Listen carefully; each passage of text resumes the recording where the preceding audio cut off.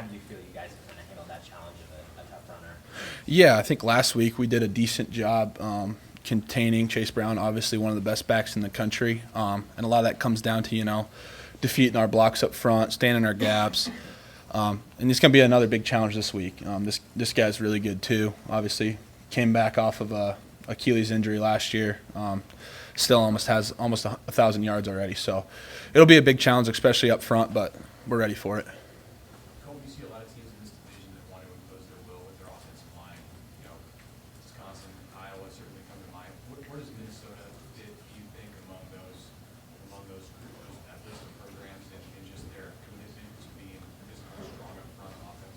Yeah, I think it's a big thing to them. I think they're up there, like you said, with Wisconsin, Iowa, wanting to establish a run game. Obviously, bigger bodies, bigger O linemen, so they're obviously going to try and run the ball. So we're going to have to stop the run and make them throw it.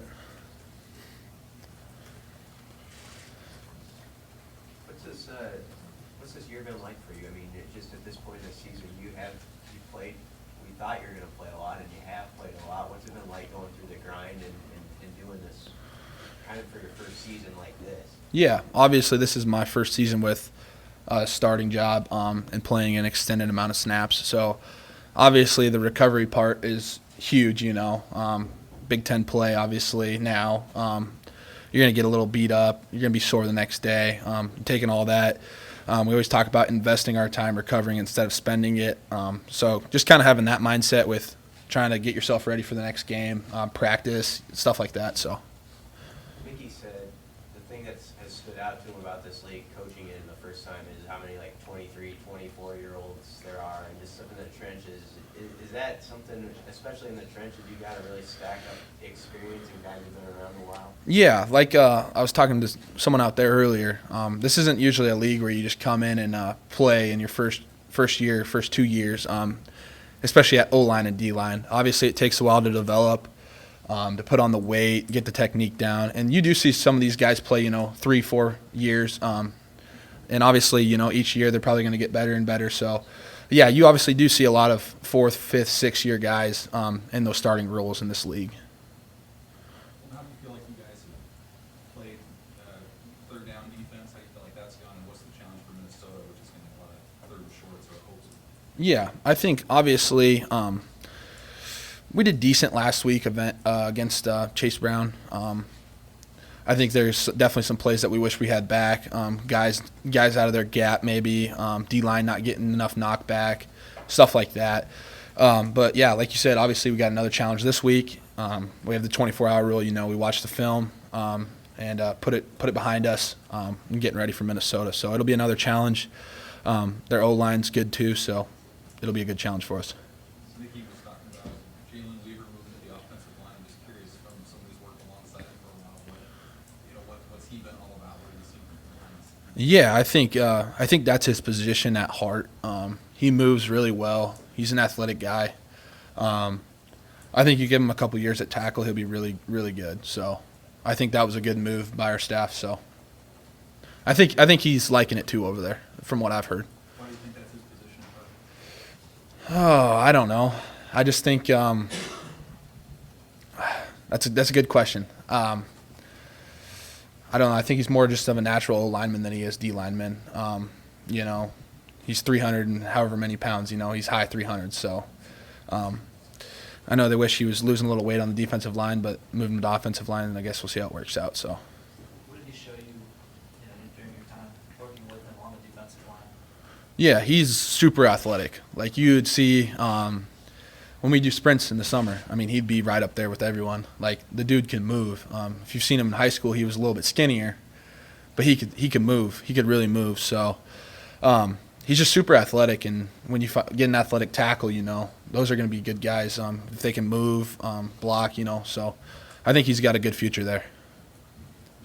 Colton will be playing the rest of the season without Nick at linebacker. How do you feel the first game? Yeah, I think Nick is obviously a huge part of our defense. Big communicator, getting the stuff set and all that, the front set and everything.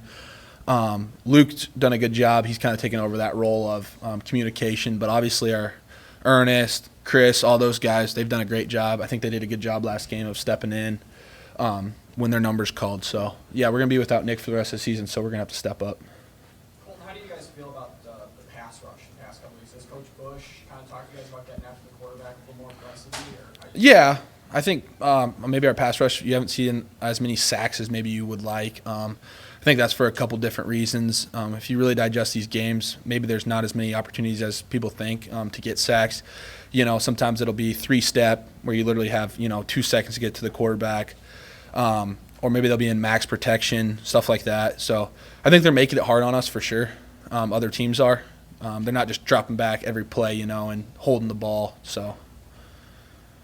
Now that you've gotten to know Coach Joseph, since he talks to you guys every day now in the last few months, how much better do you feel like you know him now as opposed to maybe the start of the year? What are some maybe his best qualities that you feel he's brought to this position? Yeah, I think Coach Joseph is a really good coach. He's really personable. He'll tell you what he likes, what he doesn't, what you need to do.